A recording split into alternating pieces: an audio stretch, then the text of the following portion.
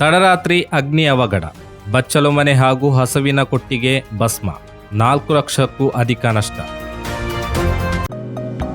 Unity hospital 4 പതിറ്റാണ്ടുകാലത്തെ വിശ്വസ്ത സേവന പാരമ്പര്യവുമായി അത്യാധുനിക സംവിധാനങ്ങളുമായി യൂണിറ്റി ഹോസ്പിറ്റൽ മംഗലാപുരം.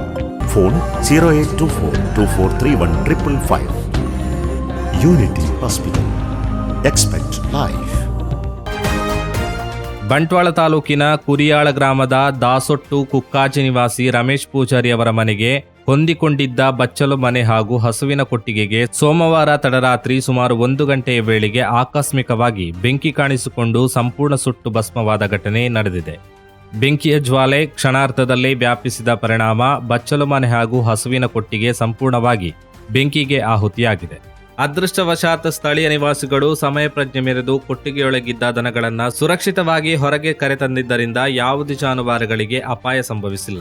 ಘಟನೆಯ ಮಾಹಿತಿ ತಿಳಿಯುತ್ತಿದ್ದಂತೆ ಸ್ಥಳೀಯರು ಹಾಗೂ ಅಗ್ನಿಶಾಮಕ ಮತ್ತು ತುರ್ತು ಸೇವೆಗಳ ಸಿಬ್ಬಂದಿ ಸ್ಥಳಕ್ಕೆ ಧಾವಿಸಿ ಹಲವು ಗಂಟೆಗಳ ಕಾರ್ಯಾಚರಣೆ ನಡೆಸಿ ಬೆಂಕಿಯನ್ನು ನಿಯಂತ್ರಣಕ್ಕೆ ತಂದರು.